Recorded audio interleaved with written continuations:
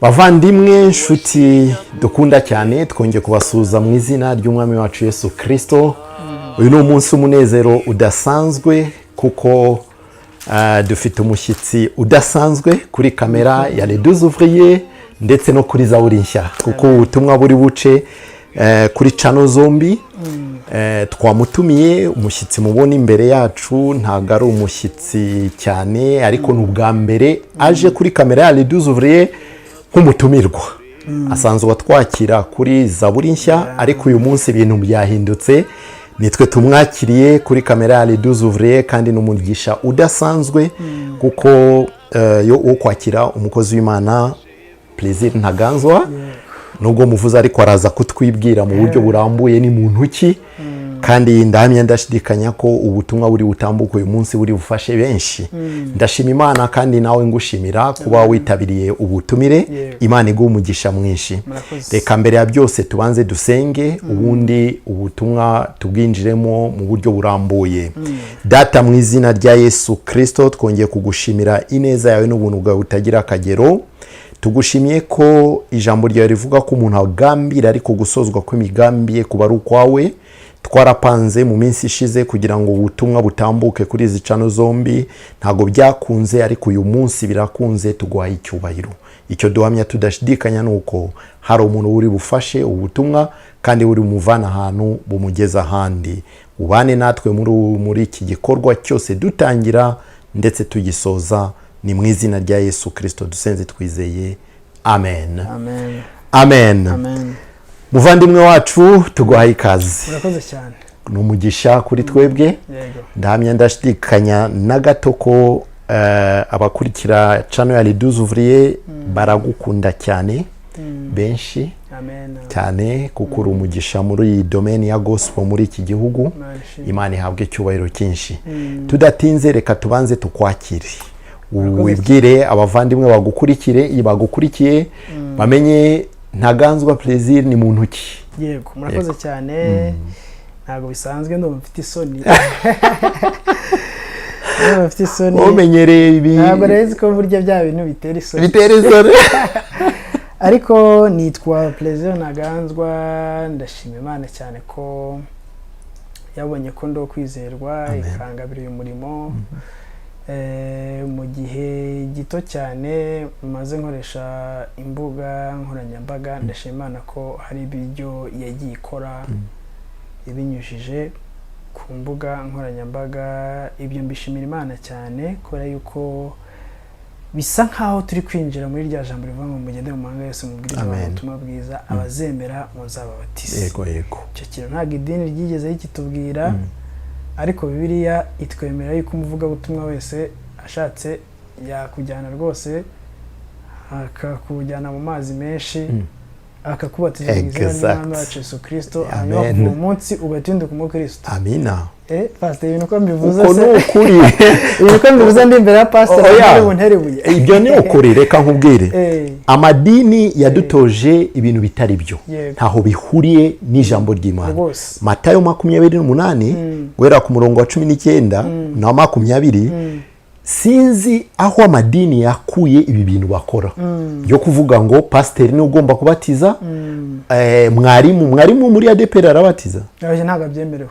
Nibyo buriya namwe kandi usanga buriya nawe ukora umurimo munini cyane kuko iyo abantu bakiriye agakiza ababagira inama, abafasha, abasobanurira iby'umwuka, mbese akora umurimo nyine w'ubwarimu kwigisha iby'inzira y'Imana, ariko ntabwo yemerewe kubatiza. Ambo ni pasiteri gusa. Ni pasiteri gusa. Mugira abavuga butumwa muri, dufite n'abavuga butumwa benshi ariko nabo ntibemerewe. Nabo ntibemerewe. Ayo abashumba badukurikiye baba bo muri ADPR baba bo mu mayandi madini n'amatorero, niba binashoboka banditsike no muri commentaire cyangwa bazanaduhamagare, ngewe personnellement bambwire bati ibyo bintu amadini yabikuyehe.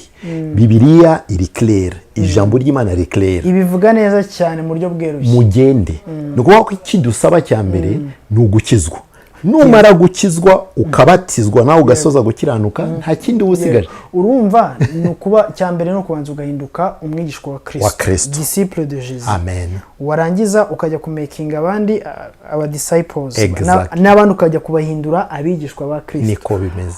ukimara kubendura abigishwa ba Kristo rero bakabyemera bakatuza akanwa kabo ko Yesu Kristo ari umwami, wemerewe kwita umubatiza siri place ako kanya. wamara kumubatiza ukikomereza urugendo. Icyakora wenda ugize umugisha ugakurikirana ubuzima bwe bw'umwuka nawe akazahinduka umukristo mwiza wategekeye inyuma cya Kristo. Ariko kubera ko haba amadisipline nyine buriya y'amadini banza barahisemo nyine kuvuga yuko ubikoze atabyemera abakoze icyaha, ariko bagiye kure y'ijambo kandi Imana izabibabaza kuko ntabwo ibyemera. n'ingero zitandukanye.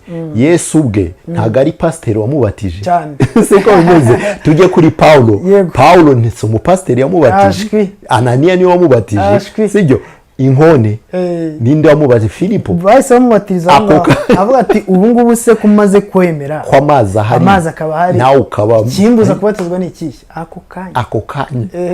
sinzi aho babikuye. iyi nshuro nyinshi rero dukunze nyine gufata ibyo batubwiye bitewe nuko usanga nyine tuba dufite karanse mu gusoma ijambo ry'Imana cyangwa se ubukene mu kumenya ijambo ry'Imana, tukabifata uko babitubwiye. wenda ushobora no kubahiriza amategeko y'itorero cyangwa se idini barizwamo, ariko byibura ukabuza ukuri.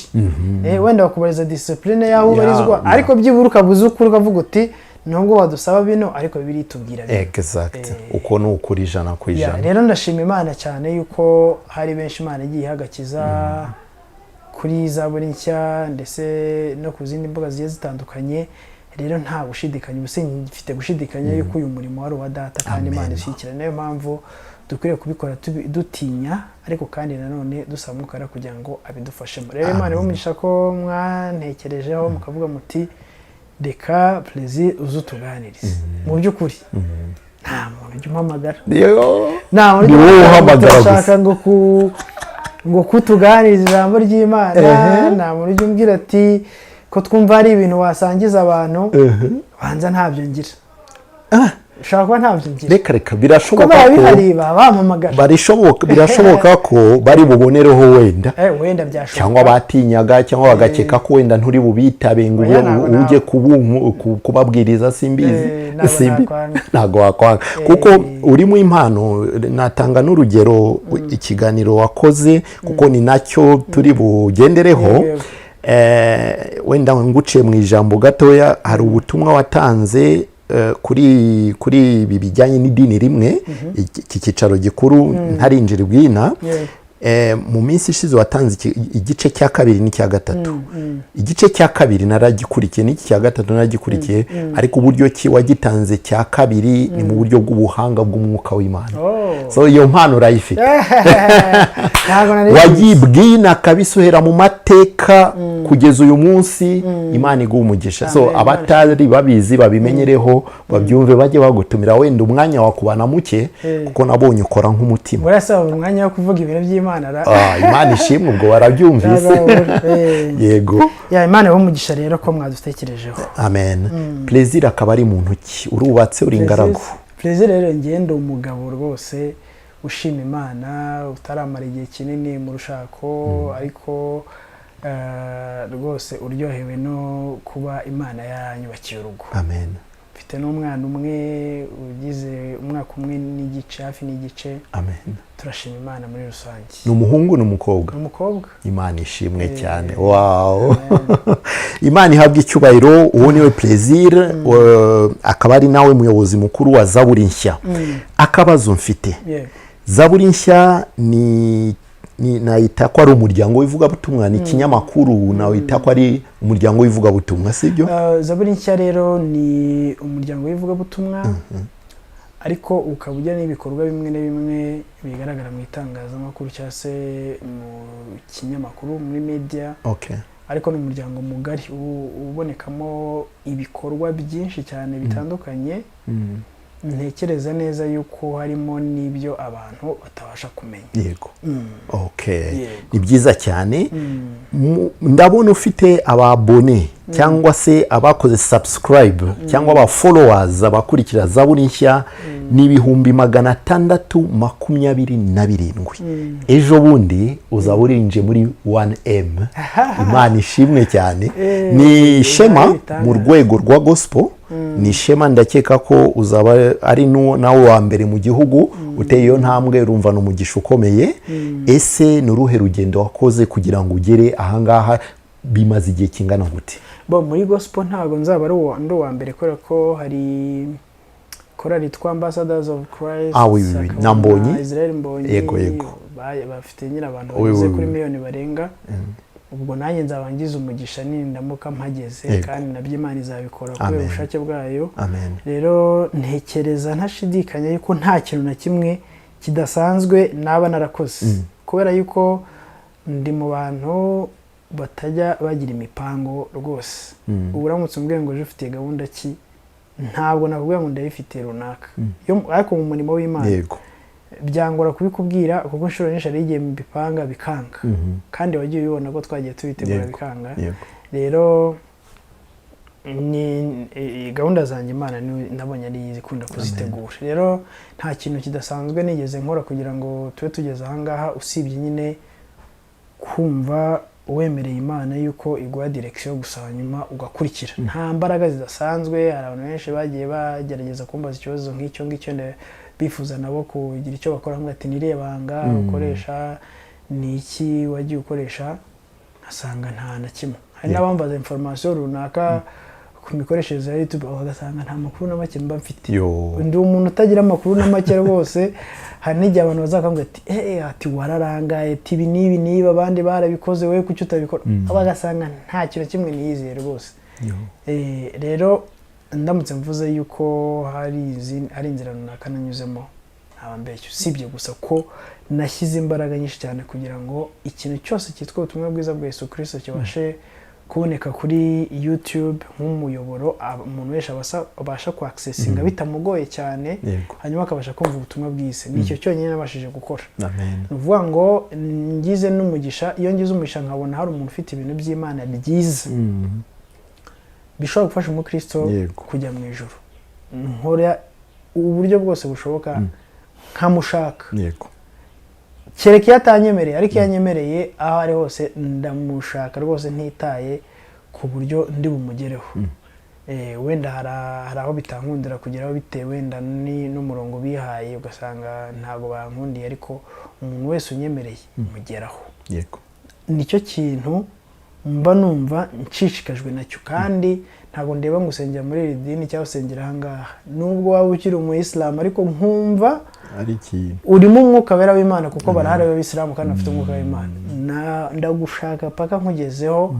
kereka iyo utanyemereye gusa ngahe nguko rero mvuze ko rero hari ibanga ubwo ryaba ari iryo ngiryo ryo gushaka abakozi b'Imana numva ari ibyo Imana ihabwa icyubahiro ubwo ni ubuntu bw'Imana bukomeye kandi ikindi nabonye urimo umukozi kuko ku munsi yo mbona usohora amavideo nk'atatu hari n'igihe usohora nzi akazi gakomeye cyane kaba muri ibi bintu dukoramo ndavuga yanduka Imana igihugu umugisha ntabwo biba byoroshye yego none tugiye turashe ku ntego ku itariki ya mbere y'ukwezi kwa kane uku kwezi turimo muri uyu mwaka wa 2024 nari nicaye ngiye kubona sinzi ukuntu nagiye kuri YouTube gatoya proof ngiye kubona mbona postinze video iyo video nyifunguye ariko nabonye ifoto irankanga iyo foto nibuka ko ni foto y'idini y'icya cyicaro cy'idini rimwe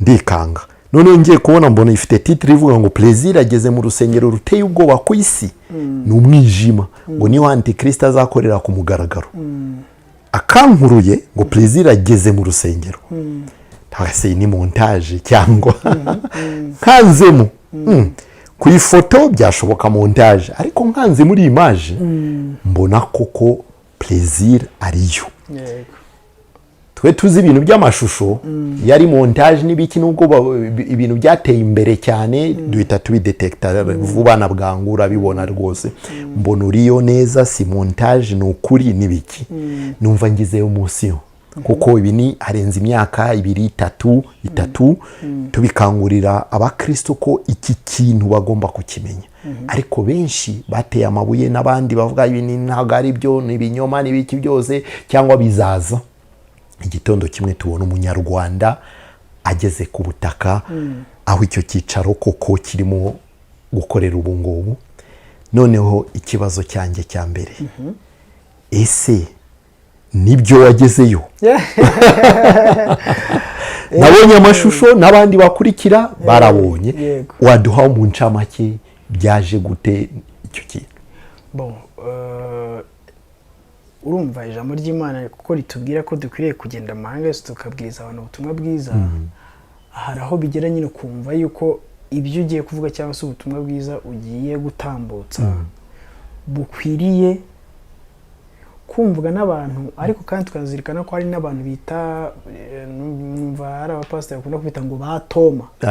Batoma rero baba bagereranye, bashaka kuvuga ko ari ba bantu bumva ibintu bakabyizera ariko babyiboneye, bakumva ko Kristo yazutse ariko akemera yuko yazutse ariko yamwikoreyeho akumva yuko ko umuntu yazutse. Rero hari igihe nyine uvuga ubutumwa bwiza ukabwira abantu message cyangwa se ukabahereza ubutumwa cyangwa ubuhanuzi runaka, abantu ntibakwemerere, ntibanabyizere, bakumva ko ari ya magambo cyangwa se ari bya bindi by'abarokore, nyine ntabishyikire. Ariko kandi nanone yabona fact, yabona ibintu bigaragara, none akavuga ati bya bintu bavuga kuko bishobora kuba hari ukuri. Abantu nk'abo ngabo rero nibo Imana iba yatekerejeho nka kuriya mu buryo ngiye ntateguye ntanatekereje, nkisanga ahantu hariya nahageze, hanyuma bakabonye nyine ibintu nk'ibyo nka biriya, bigatuma noneho barushaho kuba maso no kumva ubutumwa bubakangurira kuba maso, kuko umugeni ari hafi gusanga umukwe. Uko nukuri. So ntekereza rero ko icyo kintu ari cyo cyatumye Imana ibikora.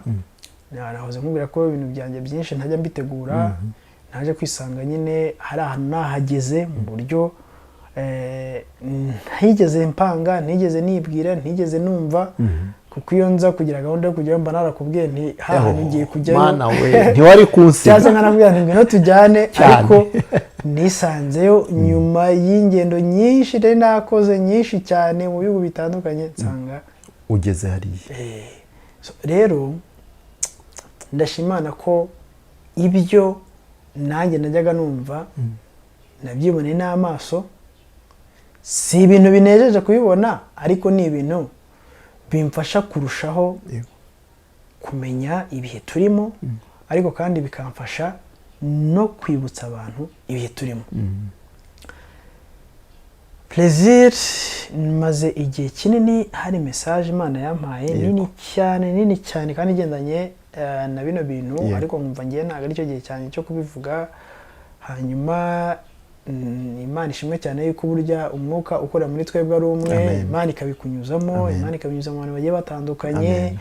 Niyo mpamvu ubona ntajya ncika intege yo kuza tukabwira abantu ubutumwa bwiza, kandi Imana ishimwe ko bigenda bikagera kure cyane. Rwose niyo tumaze igihe kinini tutaganira, usanga abantu benshi bari kumbaza bati ko se Patrick Kamanzi kutamwegera kandi afite ubutunzi bwinshi agomba kuduhereza. So rero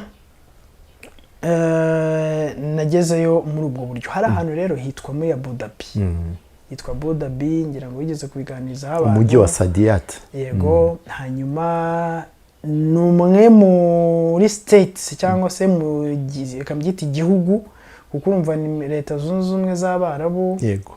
Ariko ubwo Leta Zunze Ubumwe z'Abarabu zikabamo ama state agera muri 7 niba ntibeshye.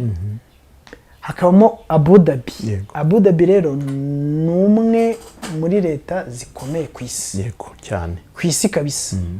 Umuyobozi waho ngira ngo ni n'umwami. Ni umwami. Hanyuma kiriya gihugu cyangwa se iriya state, umwami wayo ni nawe mwami wa Leta Zunze Ubumwe z'Abarabu. Wow. Kubera ko urumva izo state zose zigize Leta Zunze Ubumwe z'Abarabu, zose zigiye zifite abami.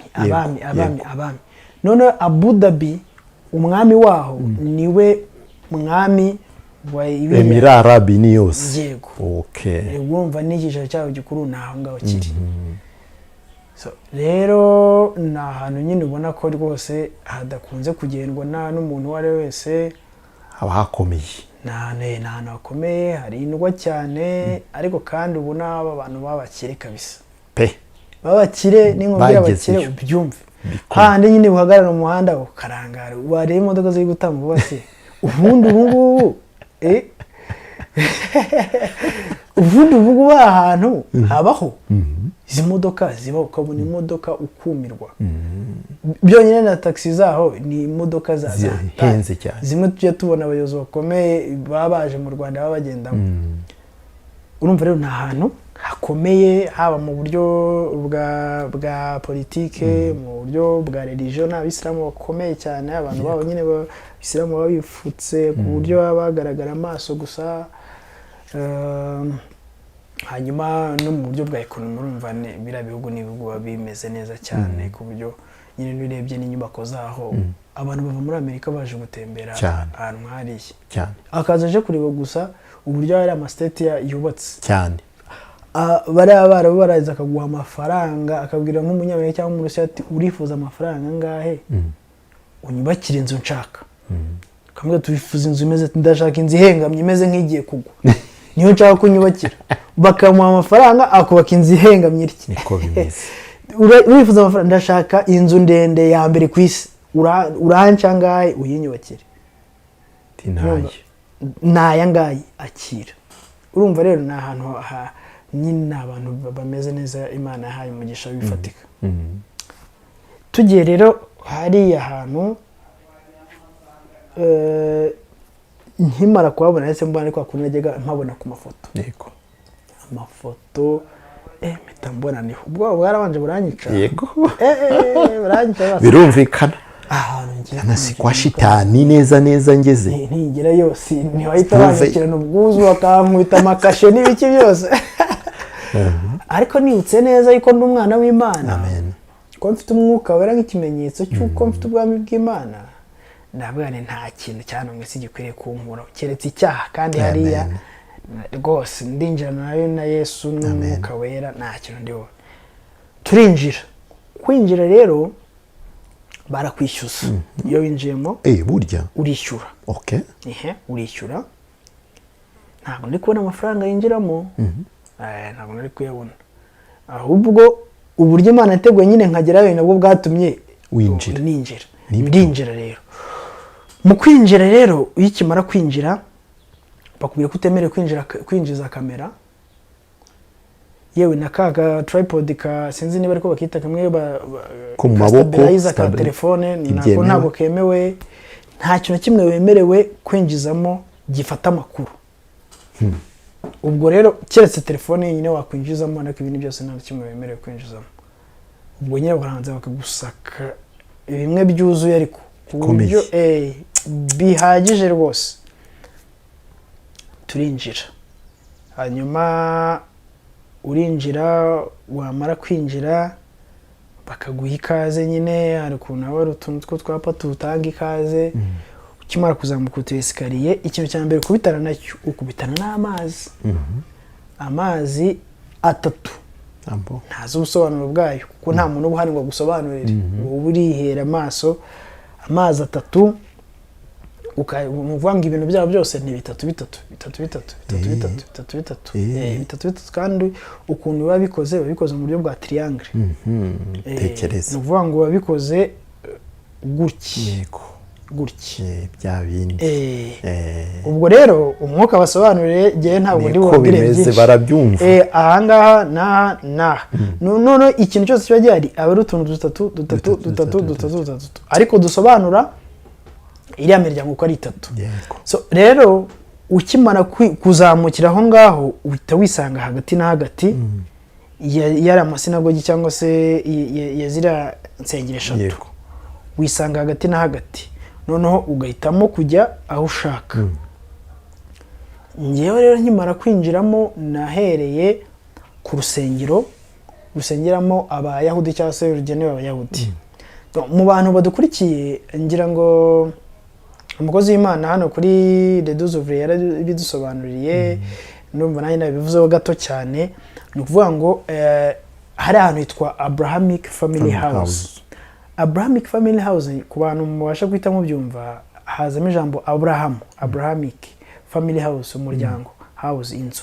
Ubwo mu kinyarwanda ngenekereje ni ukuvuga ngo ni inzu y'umuryango wa Aburahamu. Yes. Inzu y'umuryango wa Aburahamu.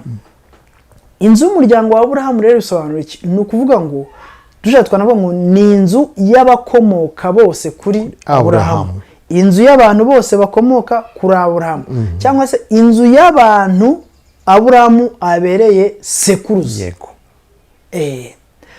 Bivuze ngo iki rero? Ni ukuvuga ngo umuntu wese wiyumvamo yuko akomoka kuri Aburahamu, yizera ibyo Aburahamu yizeraga, cyangwa se ari descenda mu maraso kuri Aburahamu, wese yisanga muri uwo muryango cyangwa se muri iyo nzu Abrahamic Family House. Yes. Nkimara kwinjira rero, ikintu cya mbere nabonye, nari mfite amatsiko ya mbere yo kwinjira mu nzu y'Abayahudi cyangwa se mu rusengero rw'Abayahudi. Ni ukuvuga ngo mbere y'uko winjiramo rero, ukubitana n'akantu karekare karekare gashinze, kariho cya kimenyetso kimeze gutya, kiriho utuntu wajya ngo ni igitereko cy'amatabaza arindwi kazamutse gutya, kagata gutya. Kariya ni akantu k'abakabale. K'abakabale. Ako kantu niko kabaranga. Mu gihe Abayisilamu ako kantu karekare ni akantu k'akanyubako kazamutse gutya, wavuga ngo wenda ni nka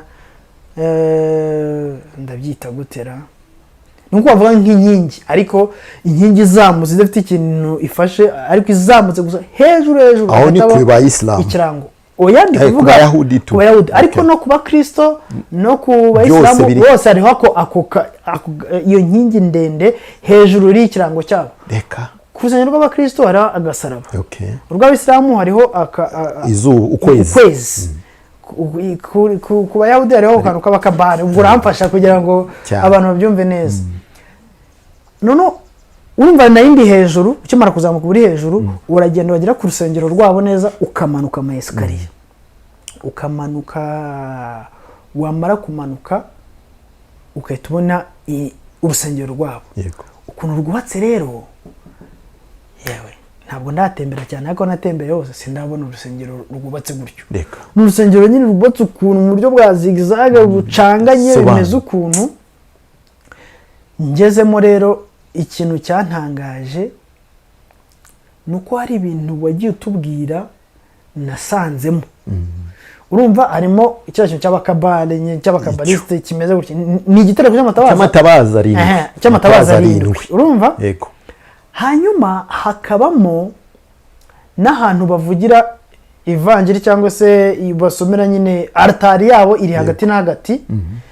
Intebe zikaba hirya gutya, hakaba n'utundi tuntu twinshi ntabashije gusobanukirwa, ariko kandi hakaba n'ikindi gice kirimo umuntu atemere kugeramo, kibamo bya bintu by'isanduku y'isezerano, kibamo inkoni z'amose, ubwo nimo imbere nyine n'ibiki amabendera n'ibiki byose biriya byose, ariko aho ngaho ukaba utemere kugeramo.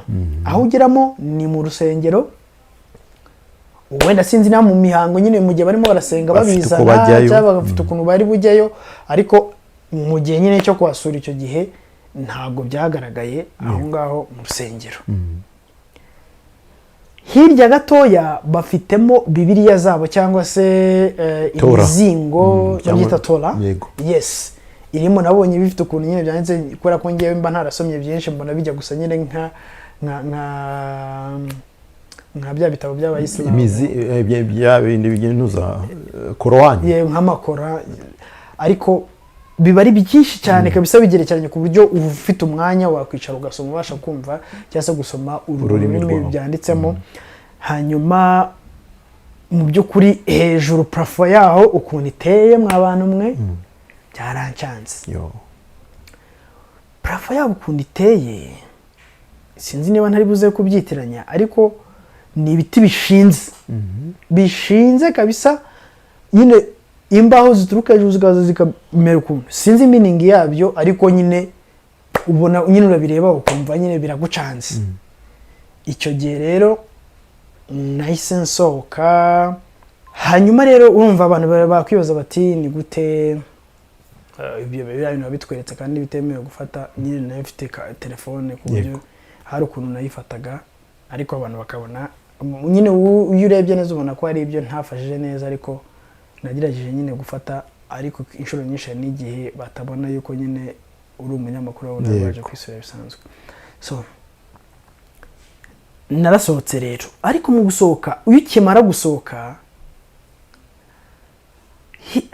mu ruhande rw'ubumoso gutya hari akantu kameze nk'aga piramide, imeze nka piramide neza kabisa, izamutse none ikazamuka ikagera hejuru.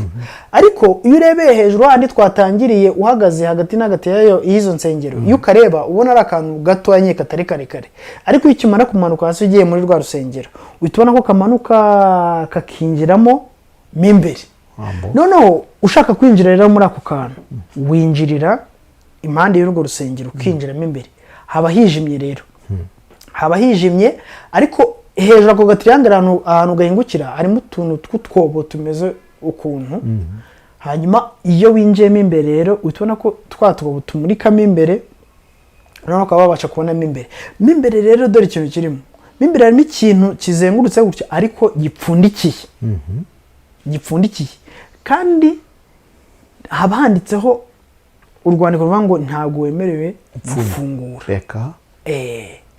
Ntabwo wemerewe gufungura rwose, barakwihanangiriza cyane. Aba ariho n'aka kagozi kakwereka yuko nyine utemerewe kurenga aho ngaho. Mu by'ukuri nayo ngiye gufungura, ariko ndateza ahantu harimo igiki, waba ucokoje shitani kugira indiro, nsanze harimo ikintu kikankoraho, nayo nakoza rwose ngiye gupfunza ariko ngeze aho ndarekeraho. Rero wakibaza uti niyo impamvu ibintu bitemerewe gufunguka. Ubwo ni impamvu yabo bwite, n'abantu bose bagejeje kugenda bahaza, nta n'umuntu yigeze ahegera, ariko uhita nyine uharenga ukikomereza. Ukimara kuharenga rero uhita wabona ahantu hari isoko, n'ubundi hari akantu k'amazi nako gakoze muri triangle, nako bakubwira ko utemerewe kuhegera. Sinzi impamvu utemerewe kuhegera, niba ariho babatiriza abantu simbizi, ariko ntago ari amazi umuntu yanakandagiramo ngo anagere no ku mavi. Ni amazi make cyane ariko akoze mu buryo bwa triangle. Ukaharenga ugakomeza hirya. Iyo ukomeje hirya rero hari nyine andi mazu utamenya ibikorerwamo, utemerewe kwinjiramo, kuko hose nyine bakubwiye ko utemerewe kwinjiramo, ukahita wizamukira rero. Urazamuka rero kugira ngo ugere mu rundi rusengero, gusa ko wongera gusubira ahandi hagati ukahita ujya mu rundi rusengero ushaka. Nagiye mu rusengero rw'abakristo. Urusengero rw'abakristo rero narwo numva rurimo kanuza kari ikirango cy'umusaraba, ukamanuka n'ubundi nk'uko n'undi ugiye mu rusengero rw'abayuda umanuka, ukamanuka ukinjira. Ukimara kwinjiramo rero ikintu cya mbere uhita ubona hirya, ku gice cy'abayahudi naho hirya hariho umwanya wo gukarabiramo, nyine kwitunganya imbere yo kujya mu winjire mu rusengero. Noneho mu gice cy'abakristo naho hari iyo ntuzi igikarabiro. Hanyuma ukinjira ho, ukimara urusengero rwabo rutandukanye n'urw'abayahudi, ukuntu nyine ukuntu rwubatse bitandukanye nuko urw'abayahudi rwubatse. Inkingi zabo ukuntu ziba zizamutse biratandukanye. Urinjira rero, ukimara kwinjira ikintu cya mbere ubona, uhita ubona imbere nasanze hafutse. Nasanze imbere hafutse, aritari ipfutse, umusaraba upfutse, amasitati apfutse. Ngerageza kugenekereza nyine mbona ko ari nk'umusaraba, kuko nyine ubona bisa nk'ibigaragara. Hari hano nabonye wagira ngo hariho ishusho ya Bikira Mariya ameze gutya, yego ipfutse, ariko umusaraba nawo nta gishushanyo cya Yesu cyari kiriho. Aho ngaho rero narabashije, mbaza umuntu uhakorera, nyine umuntu harinda, arambwira ngo hano nta gishushanyo cya Yesu kirimo. Nta gishushanyo cya Yesu kirimo, ahubwo harimo Bikira Mariya n'umusaraba wari urimo, ntabwo wari uriho igishushanyo cya Yesu. sinirirwa mubaza ibintu byinshi rero. Hanyuma hakabamo na altari isanzwe, hakabamo nyine intebe bisanzwe umuntu ashobora gusengeramo, ngira ngo wenda abo twabyeretse mwarabibonye. Nabonye urwo rusengero ukuntu rukoze, mbona rufite ishusho, ngenekereje ishusho ijya gusa niya kiliziya mu Rwanda. Nkurikije uko nabonye mu Rwanda amakiliziya ameze, nabonyemo imbere naho ukuntu haba hateguye ameze nk'uko no muri kiliziya zo mu Rwanda bameze. Hanyuma ho nasanze harimo na speciality, harimo n'utubafure ubona ko ari ahantu nyine basengera. Ntabwo nahatinze kuko ho nta kintu kidasanzwe nahabonye wenda muri kiliziya kitarimo. Mpita nsohoka, ho nta Bibiliya nabonyemo, ndumva ntazo nabonyemo, wenda nyine ngo bafite ahantu bazigeneye, ntazo nabonyemo. Ariko naho hirya hariho akakoze y'amazi akoze mu buryo bwa triangle. Mpita nsohoka hejuru hayo rero ho ukuntu hameze, hejuru hayo ukuntu hameze ni ukuvuga ngo hakozemo nk'uburyo bw'inyenyeri, wagira ngo ni inyenyeri. Ariko nibyo bikaba ari ibiti bivangavanzemo ukuntu, ariko ku buryo ubona bifite design nk'iyinyenyeri. Ubwo abantu badukurikiye badufashe, nshobora kwitiranya plafo ebyiri, iyi y'Abayuda ni y'Abakristo, ariko nuko izo zombi zari zimeze hameze nk'inyenyeri yacangacanzemo ukuntu. Hanyuma ndasohoka njya kuba Islam ku musigiti.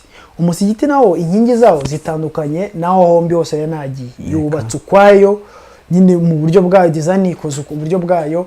Mbere yuko winjira babanza kugutegeka yuko utemerewe kwinjiramo nyine wambaye ibirenge.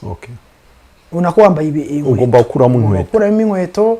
Hanyuma abadamu nabo ntabwo bemerewe kwinjiramo batateze, ariko bo ntabwo bagutegeka ngo wambare kwa kundi abisilamu bambara. Ushobora no kwinjiramo, nabo nabonye binjemo bambaye tugofero ariko umutwe wawe upfutse. Umugabo nta mugabo wemerewe kwinjiramo yambaye ingofero. Ukinjira mu cyuma kwinjiramo nyine ho harimo tapi nini cyane ihakavarinze hose huzuye, naho harimo ama microphone bigaragara ko basengeramo. Ngira ngo icyo gihe twaninjiyemo bamaze gusenga, harimo mu microphone, harimo ahantu umuyobozi sinzi uko babita nyine uri buze gutanga amasomo cyangwa uri buze gusara bari, hakaba akaratari kabo utemerewe kuzamukaho. Hanyuma ugiye hirya ubona hari n'akayetajeri gakoze mu buryo budasanzwe karimo ibitabo byabo amakorowani, ariko ko gafunze ku buryo utemerewe kuba wakoraho. Hanyuma bakagira umwihariko w'uko hari ahantu muri urwo rusengero imbere hapfutse kabisa kuzamuka utemerewe kwinjiramo. Aho naho ntabwo wamenya ibintu birimo. Hanyuma hejuru uburyo naho hafite plafo yawo imeze nk'ikintu utamenye, sinzi uburyo nabisobanura, ko wagira ngo ni ikintu cy'icyobo nyine ariko kiri muri plafo hejuru bikoze ukuntu. Naho ntabwo natinzemo kuko hari n'abinjiragamo nyine bakahita basari bakongera bagasohoka. Hanyuma ndangije ndasohoka, urumva n'ubwa mbere ninjye rero nanone mu musigiti. Nahise nsohoka. Uburyo izo nsengero zubatse ubwabyo ni igitangaza, ariko kandi nanone n'uburyo zikozemo bwabo hari ukuntu wumva biguteyemo akantu k'ubwoba utazi ahantu buturutse. Nahise nsohokamo rero njya hirya, nagiye ahantu bakize ibuye ry'ifatizo. Ibuye ry'ifatizo, iryo buye ry'ifatizo ryashyizweho n'uwo twavuga yuko ari umuyobozi nyine wa Islamu, umuyobozi w'Abayahudi El Hamed, yego, n'umuyobozi w'Abakristo ari Papa. Hanyuma n'umuyobozi noneho wande n'umuyobozi wa United Emirates Arab, nawe yarahari cyane rwose ubayoboye. Byashyizweho 2019. Icyo gihe rero hari aho bakwereka ukuntu ibirori byari bimeze. Mw'abantu mwe, niba hari ibintu byari ibirori byari bikomeye cyane cyane, ariko amashevare, amadege, amamodoka adasanzwe, yari celebration y'isi yose. Kuko bari bageze ku kintu gikomeye, yari celebration idasanzwe. Iyo ugezeho bakabikwereka ubona nyine byari ibintu kabisa by'isi yose atari ibintu by'akantu kangana gutyo. Hanyuma icyo gihe bashyizeho ibihe by'ifatizo baranasinya, ariko kandi nanone mbere y'uko bashyira ibihe by'ifatizo hari habanje kubaho reunion nyine y'impuzamadini ku isi hose, abahagarariye amadini ku isi hose bari barimo nyine bamwe babasenga buri wese nyine n'icyo asenga, abayahudi, abayisilamu, abakristo, ababuda, abahindu. Ubivuze neza, uvuga ngo buri wese n'Imana asenga. Icyo gihe bari bahuye, bari benshi cyane. Iyo urebye muri archive cyangwa se ibyo bagerageza kukwereka, ubona ko habanje kuba inama nyine y'impuzamadini ku isi hose, bakagirana ibiganiro. Hanyuma nyuma yaho nibwo baje gushyira ibirori y'ifatizo ko rihagarariwe n'ayo madini atatu, harimo n'umuyobozi w'igihugu nyine cyashyizeho ayo masezerano. Hanyuma ngo intego yabyo ngo ni ukugira ngo bihuze, ariko bafite umugambi wo kugira ngo bazane amahoro. Voilà. Sibyo? Bazane amahoro ku isi, imibanire myiza hagati y'abakristo, hagati y'abantu bitewe n'imyemerere buri wese afite. Mu yandi magambo, buri wese tugomba gukora ikintu cyiza ku rwego buri muntu wese n'imyizerere ye yishyira akizana, buri wese akisanzura bitewe n'imyemerere afite.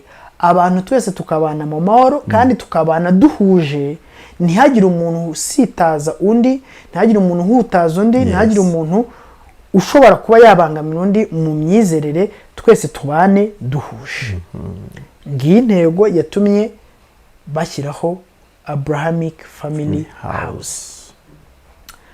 Hanyuma rero nkiri aho ngaho, mu bintu nabashije gusobanukirwa ndaho ngaho, kubera yuko nafashe igihe gihagije, ibintu byose tubera hasi, ndanabisengera Imana kabisa. Namaze iminsi myinshi, buri abantu benshi bazi ko nyine bibaje ukuntu nagiye n'ukuntu nagarutse, ariko mu gihe narindiyo nafashe umwanya uhagije kugira ngo menye guhera hasi. Niyo mpamvu nabwiye abantu yuko ngomba kuzabagezaho ibice byose by'ibintu nabashije kumenyera hariya, hanyuma tukabibuzana Bibiliya, noneho abantu bakamenya. Ubu ugeze ku gice cya gatatu. Hanyuma ikintu nabashije gusobanukirwa cya mbere, kugira ngo bafate izina Abrahamic Family House, ni ukuvuga ngo abantu benshi uyu munsi wa none twiyitirira yuko dukomoka kuri Aburahamu.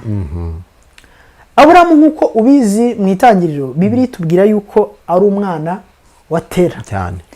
Tera akaba ari umugabo wakoraga mu bigirwamana, donc yajyaga arema ibigirwamana akabibaza, akagenda akagurisha kandi akabona umusaruro wabyo. Impamvu Imana ivuga ko Aburahamu ari sekuruza w'abizera cyangwa se ari umuntu wagize kwizera kudasanzwe, ni ukumva Imana imuhamagara mu bigirwamana bya papa we, ari umuntu wari uzi neza ko hariho Imana nyinshi kandi nyinshi cyane. Imana ikamwiyereka, ikamwereka ko ariyo Mana yonyine iriho. Aburahamu akizera Imana atazuyaje, atiriwe yibaza ngo gutya na gutya, akahita yizera Imana nta kintu na kimwe ashingiyeho, nta wundi muntu ashingiyeho. Atavuga ati nk'ubu nkanjye ushobora kumbwira Imana nkabona ko biri kose Imana bambwiye. Nabonye Gitwaza yizera akanayigisha, nabonye Patrick Manza bivuga, nabonye Masasa yigisha, uko biri kose Imana iriho. Ariko uzi kugira ngo umuntu akubwira ikintu kitariho, kitanabaho, kitangiza gute, waheze ukakizera ako kanya. Nuko Aburahamu yabaye umwizera cyane. Rero Aburahamu akimara kwizera Imana, Bibiliya igaragaza yuko yavuye kwa se Tera, hanyuma Imana akamubwira ngo najye mu gihugu Imana izamwereka, agaguruka atazi yajya nawe. Urumva ni ibintu bidasanzwe, kwizera kudasanzwe cyane.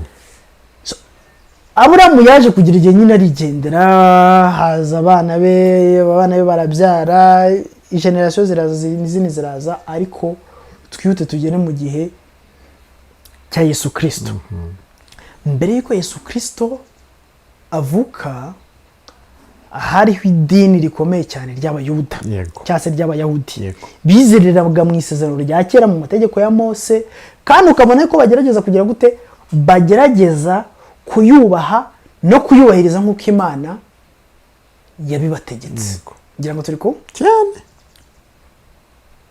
mu mihango bagiraga hari ikintu kimwe bari bategereje aricyo bita umucunguzi cyangwa se Yesu Kristo. Ariko Yesu Kristo yaraje ntibamwemera ntibanamwizera kuko birigaragaza yuko ari nabo bamwishe cyane, kuko yiyise umwana w'Imana kandi bo bategereje umucunguzi uzaza sinzi igihe azazira, ariko bageze n'ubwo bamwica kuko batamwemeraga batamwizeraga. Ayo mategeko n'imihango yose y'idini y'Abayahudi rero nibo biyise abana cyangwa se abuzukuru ba Aburahamu. yego, kandi koko ugendeye ku isano ry'amaraso ibyo bavuga ni ukuri, sibyo cyane, ibyo bavuga ni ukuri kuko ni descendant niho bakomoka. Kuva kuri Aburahamu kugenda ukageza uyu munsi wa none baracyavuga yuko ari bo bana ba Aburahamu cyane, baracyavuga yuko ari nabo bakomoka kuri Aburahamu. None igikomeye kurusha ibintu byose baracyanizera yuko ari bo bana b'Imana, baracyanizera yuko ari bo bwoko bw'Imana. Nuvanga uyu munsi baracyavuga yuko ari bo bwoko bw'Imana kuko Bibiliya tugaragaza yuko Imana yahisemo ubwoko bwayo nka sample yo kugira ngo itwereke yuko mu gihe gikwiriye nyine tuzahinduka ubwoko bwayo bw'amaraso. Ibisekuruza biraza ibindi birahita ibindi biraza, n'uyu munsi Abayahudi baracyavuga yuko ari bo bana b'Imana cyangwa se ari bo bwoko bw'Imana. Imihango bagendeyeho guhera mu gihe cy'abamaze kuzamuka n'uyu munsi niyo bakigenderamo. Ndamye neza yuko n'abantu bagerageje kujya muri Isirayeli imihango bakigenderamo 100 amategeko 10 niko bimeze. ya sanduku y'isezerano igitereko cy'amatabaza 7, igitereko cy'amatabaza 7, umwuka wera wabo, yego byose uko byari biri imbere yuko Yesu Kristo aza, n'uyu munsi nibyo bakigendera. yego, n'amasabato baracyayubahiriza, mbese bategereje Mesiya ko azaza. So rero abo nibo noneho Abrahamic Family House yubakiye rwa rusengero natangiyeho mbabwira ninjiriyeho, hariho akamenyetso nyine k'igitereko cy'amatabaza winjiramo nyine ukabona uburyo basenga. yego, baravuze bati kubera yuko muvuga yuko ari mwebwe mukomoka kuri Aburahamu ntacyo bitwaye hariya nahanyu mukwiriye kuhasengera, tugomba kuzajya duhurira hano mukajya gusengera hariya ntacyo bitwaye. Hanyuma wa kabiri rero murabizi neza yuko Yesu Kristo ni urubyaro rukomoka kuri Aburahamu, ariko yaje ari umuntu 100%, ariko azari n'Imana 100%, kubera yuko niyo Mana yonyine, niwe muntu wenyine wari ufite ubushobozi bwo kuba yagira gute yakomeretsa umutwe Satani nk'uko mwitangiro bivuga. Kuko Satani amaze koshya Adamu na Eva bagakora kiriya cyaha cyo kutumvira Imana, Imana yatanze ibintu bitandukanye ko ageze ku nzoka ariyo Satani, Imana iravuga ngo uhindutse umwanzi w'uyu mugore. Uyu mugore urubyaro rwe uzagukomeretsa agahanga, uzagukomeretsa umutwe, ariko nawe uzagukomeretsa agatsinsino. Icyo gihe mu gice cya kabiri nabibwiye abantu Satani kubera ubwenge buhanitse afite, nabyo njya mbwira abantu nimukajya mufata Satani ngo mufate nk'umuntu w'ikigoryi udafite ubwenge. Afite ubwenge buri hejuru ku kigero ari munsi y'imbaraga z'Imana. Nta wundi muntu cyangwa se nta kindi kintu kiri munsi y'imbaraga z'Imana atari Satani. Twe turi hasi, niyo mpamvu kugira ngo tuneshe Satani tugomba kuba twambaye imbaraga z'Imana kugira ngo tuneshe Satani, kuko Satani ubwenge bwe burahanitse, nta mbaraga za muntu zamunesha. Ntabwo ushobora kuvuga njye ntabwo president ushobora kuvuga ngo njyewe icyaha cyo kwiba ntabwo wewe munsi mfashe icyemezo ndakiretse, ntabwo bishoboka. Icyo genda cyari munsi y'imbaraga za Satani. Imbaraga za muntu zo kureka icyaha cyo kwiba ntabwo nabishobora ntambaye imbaraga z'Imana. Amen. Satani rero aribwira aravuga ati uko biri kose imbaraga za muntu ngewe nabashije kugenda nkamushuka nkamubwira nti Imana yarababeshye gupfa ntimuzapfa nimurya kuri runo rubuto muzahinduka mumere nk'Imana no gupfa ntago muzigera mupfa ati ubwo murye muryoherwe murebe uburyo muhita amaso yanyu ahita ahweza mukamenya ubwenge mukabasha. Satani atekereza uburyo abashe gushuka Adamu na Eva bigakunda. Aravuga ati uko byagenda kose urubyaro ruzaturuka muri Adamu na Eva ntabwo ari rwo Imana ivuze rushobora kuzagera igihe rukazankomeretsa umutwe. Gukomeretsa umutwe rero ni ugucibwa intege, birumvikana. Iyo umutwe wakomeretse izindi ngingo zose nta kintu kimwe zikora. Satani avuga ati rero aba bantu nabashije gushuka nta rubuto ruzakomoka muri bo rushobora kuzanesha, nkakomereka umutwe nkatsindwa, mbese rushobora kuzantsinda. Ahantu iyo mpageze numva navuga cyane. Satani ahita avuga ngo uko byagenda kose Imana yonyine niyo ifite imbaraga zo kuba yanesha, niyo yonyine izantsinda uko byagenda kose.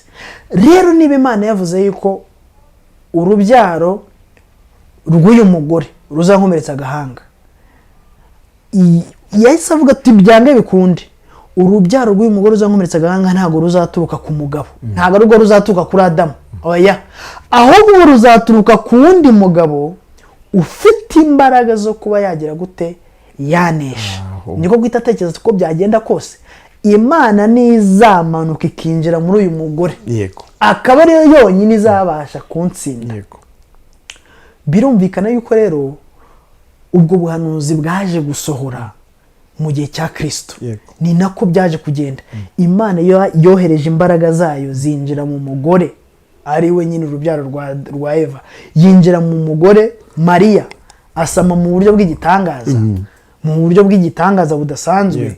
Umwuka wera, niko Bibiliya itubwira, umwuka wera amuzaho arasama. Amaze gusaba ya mana za mbaraga Satani yari yaratekereje ko arizo zizamutsinda aba arizo zigira gute zisohoka muri Mariya, umwana aravuka. Aho hantu ni abantu bagomba kumva yuko Yesu Kristo atari umuntu. Yesu Kristo ni Imana yamanutse iza mu isi. Mwanya magambo ijambo ry'Imana biravuga ngo Emmanuel risobanura ngo Imana iri kumwe natwe. Imana iri kumwe n'abantu bayo, yaje mu bantu. Niyo mpamvu rero Yesu Kristo yabashije kunesha Satani kuko yari Imana nyamana, yari Imana yuzuye, niyo yari ifite ubushobozi bwo kuba yamena umutwe Satani bigakunda. Niko byaje kugenda rero.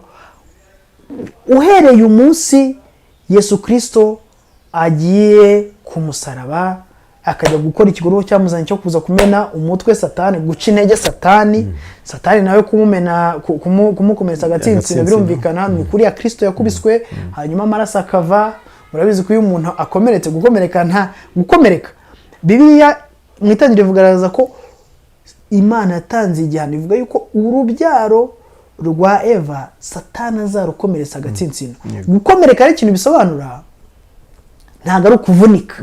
Gukomereka ikimenyetso cyako ni ukuva amaraso hagacika igisebe ariko kikongera kigakira. Mu yandi magambo umuntu wakomeretse ntabwo ajya mu bitaro. Umuntu wakomeretse ajya kwa muganga bakamuhanagura, bakamusiriraho imiti, bakamupfuka, bikaba birarangiye. Ni ikintu kiba cyoroshye.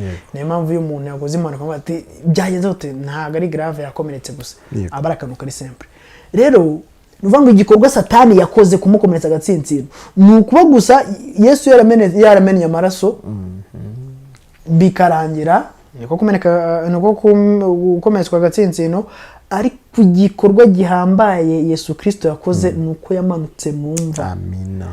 Yagerayo ageze ikuzimu, imbaraga zose Satani yari afite zigahinduka ubusa. Akamwambura imfunguzo, agakingurira abera bari bakingiranywe nta byiringiro by'uko bazabona ubugingo. Kuva uwo munsi umuntu wese wizeye Yesu Kristo umwami n'umukiza w'ubugingo bwe, imva ye irarangaye. Afite ubutware bwo kuzagera mu mva akongera akazamuka. Mu yandi magambo igitaka tuzasubiramo ntabwo tukiri bene cyo, ahubwo tuzamburwa ubu buturo bugumemo, ariko twebwe undi mushya tuzamuka kubera ko Satani yamaze kujya gute kwamburwa imfunguzo. Mu yandi magambo ubuturo bwacu ntabwo bukiri kuzimu, ntabwo bukiri rimbukiro, ahubwo ubuturo bwacu ni mu ijuru. Imana ishimwe cyane. Amen. Kuva uwo munsi rero Yesu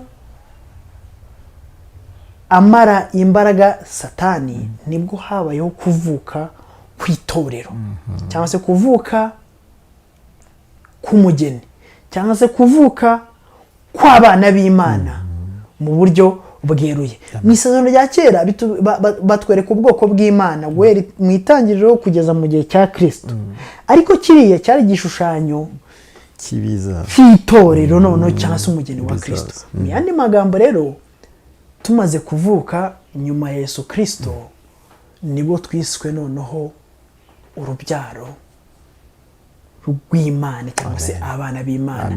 Ariko mu buryo bw'ubuhanuzi cyangwa se mu buryo bwa Bibiliya, nanone tukitwa abana bakomoka kuri Aburahamu, kuko Aburahamu ni sekuruza w'abizera bose. Abizera bose rero ni umuntu wese wizera Yesu Kristo umwami n'umukiza w'ubugingo bwe. Mu yandi magambo turabize, dukomoka kuri Aburahamu. Yes, amen. Okay, noneho hita ufata abo bantu babiri rero.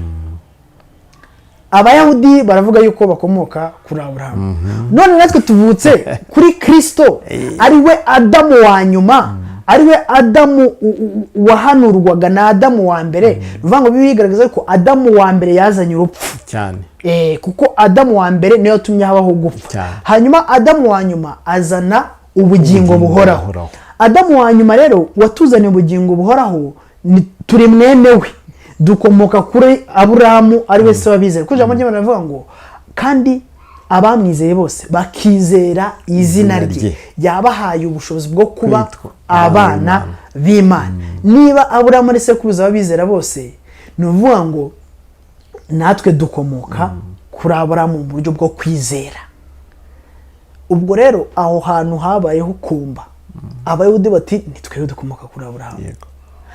Abakristo natwe tuti Kristo yatuzaniye kujya gute gushingwa, cyangwa se twashinzwe nk'ingurukira ku giti, hanyuma duhindukwa abana b'Imana.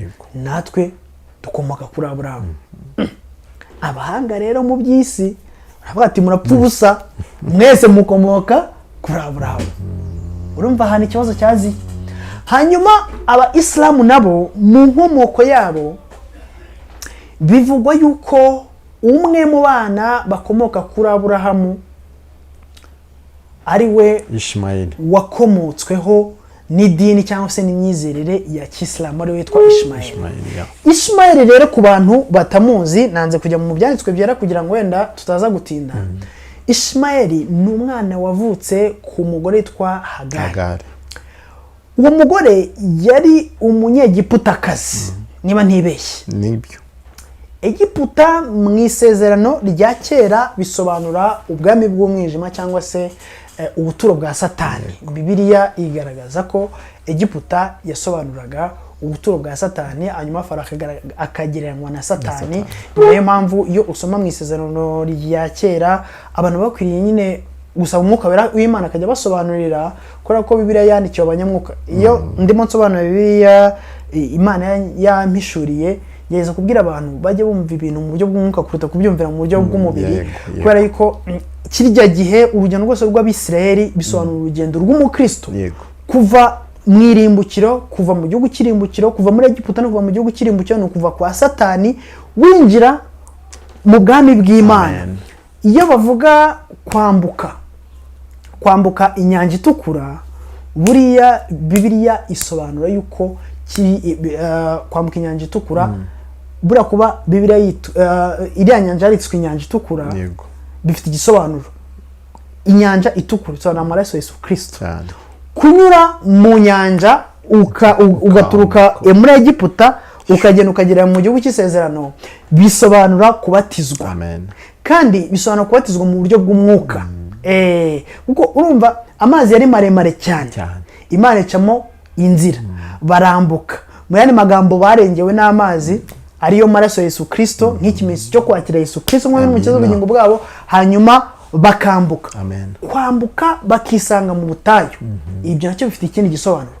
Kwisanga mu butayu, Bibiliya ivuga ngo hari muri ibyo yavuze ngo managurwe hose mwami n'umuriro niba ushaka nyir'ibyaha birimburwe. Hanyuma hari amaverse biblique menshi avuga ngo umbatirisha umwuka wera n'umuriro, ibintu nk'ibyo ngibyo, ariko burya kubatizwa mu mwuka wera n'umuriro bifite ikindi gisobanuro cyabyo.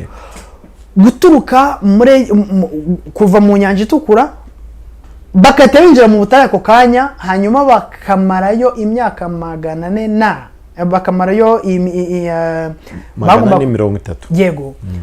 Bifite ikindi gisobanuro cyabyo, ariko nanone kuba baravuye mu mazi bakahita binjira mu muriro, kuko nyine kwinjira mu butayu usobanura umuriro. Ubutayu ubundi ni umuriro, nyine n'ahantu hashyushye hatwika, hafite ibibazo byaho, hafite ibigeragezo byabo, barahageragerejwe cyane. Buriya kubatizwa mu mwuka n'umuriro, kubatizwa mu muriro, kanivugira kubatizwa mu muriro kuko nicyo gisobanuro cy'ubutayu. Kubatizwa mu muriro mu buryo bw'umwuka bisobanura guhura n'ibigeragezo. Buriya kubatizwa mu muriro ni uguhura n'ibigeragezo. Hari kubatizwa mu mwuka wera, hari no kubatizwa mu muriro. Kubatizwa mu muriro rero ni uguhura n'ibigeragezo bikagukomeza, bikaguha gukamirika, bikaguha no kwibagirwa Egiputa aho wavuye, ukahibagirwa ahubwo ugatera intambwe ujya mu ijuru. Mu yandi magambo rero, we mu Kristo dukurikiye, niba utarabatizwa mu mazi menshi ariyo maraso ya Yesu Kristo, ngo akurengere, namara kurengera uvuga uti none nabaye mu Kristo w'ukuri, uracyafite urugendo. Icya kabiri ni utarabatizwa mu mwuka wera, uracyafite urundi rugendo. Icya gatatu ni utarabatizwa mu muriro. Niba utarabona n'ibigeragezo bikakaye ngo bigukundisha Imana, ngo bikwegereze Imana, ngo biguhe kuzinuka no kwibagirwa aho wavuye, ahubwo biguhe gutumbira igihugu cy'isezerano, uracyafite urundi rugendo. Icyo nimbivugira ibi byose najya nkubwira abantu yuko isezerano rya kera, urugendo rw'Abisirayeli cyangwa se rw'ubwoko bw'Imana, cyari igishushanyo kitwereka y'uburyo tuzahindurwa abana b'Imana nyuma yo kuza kwa Yesu Kristo. N'ibyo tuzagenda duhura nabyo byose. Ni ukuvuga ngo plaisir, nanyuze mu mazi menshi, nanyuze mu nyanja itukura, ngomba kubatizwa umwuka wera, ngomba kunyura mu butayu kugira ngo nyine nkamirike. Donc uroryo n'Abisirayeli banyuzemo rwose, umukristo w'ukuri agomba kurunyuramo, ariko nanone mu buryo bw'umwuka uzi icyo bisobanura ibintu byose bikunyuramo. Rero natwe tuza kwitwa abana b'Imana gutyo. Ibyo bintu byari ibintu bigoye cyane, ariko abahanga mu by'isi bitari mu by'Imana baravuga ati murapfa ubusa, mwese muri bene umugabo umwe. Uwitwa Ishimayeli rero kugira ngo we abeho, Aburahamu yari yarabuze urubyaro. Bifite wenda icyo bisobanura mu buryo bw'umwuka. Ariko umugore we aza kumubwira ati reba ukuntu wakwegera uramuja ukomoka muri Egiputa, mubyarane, nimumara kubyarana njyewe nzamurera nitirirwe uriya mwana. Murabizi uko byagenze, barabyarana. Ariko bamaze kubyarana, nyuma yaho ni nabwo Aburahamu Imana yaje kumusoreza isezerano, aza kubyara umwana. Bamaze kubyarana umwana na Sara, mu gihe kimwe ngo Hagari cyangwa se umwana wa Hagari arabaseka. Sara arababara cyane, ategeka Aburahamu yuko amusenda. Amaze kumutegeka ko amusenda, Imana ibonekera Aburahamu ngo ibyo Sara kubwiye ubikore, fata umwana na nyina basende birukane. Barangije bafata Aburahamu afata impamba n'ibiki byose abishyira ku ngamiya, arangije arabohereza. Yabohereje hese ntantu yarabohereje, nyine yarabirukanye kubera ko batari ubwoko bw'Imana. Ibintu ubyumve neza, ntabwo bari ubwoko bw'Imana, kuko Bibiliya mu itangiriro abantu nibasoma neza bazumva yuko Aburahamu yaje gushaka undi mugore, niba atari babiri, barabyarana nabo. Ariko ikintu gitangaje, nabwo Bibiliya yongera ikagaruka ivuga yuko Aburahamu ngo yaje n'ubundi kohereza babana bose yabyaye kuko batari ubwoko bw'Imana. Bose abimpamba zabo arabasenda baragenda, asigarana n'umwana w'isezerano we Isaka. Ari we gira gute araga ibye byose mbere yuko Aburahamu apfa. yasenze abandi bana bose yabyaye ku bandi bagore batari Sara, asigarana Isaka wenyine, hanyuma aba ari waraga ibijye byose, arangije birivuga yuko agira gute, arapfa aragenda. Mu yandi magambo, ubwoko bw'Imana bukomoka kuri Aburahamu bukomereza kuri Isaka, agakomeza akagenda nk'uko Imana yamusezeranyije ko urubyaro rwe ruzahangana n'umusenyi wo ku nyanja. Hanyuma Ishimayeli yaragiye arigendera ajya mu butayu. Bibiri tubwiriye ibintu byinshi kuri, ariko ngo yaje gukura umunyamaboko wabo, umuhigi ukomeye cyane, umuntu uzi gushakisha, yibera mu butayu. Ariko kandi nanone iyo ukoze ubushakashatsi ukajya no mu mateka, ubona yuko ibihugu biri islamike byarazamutse cyane, bimenya gushakisha.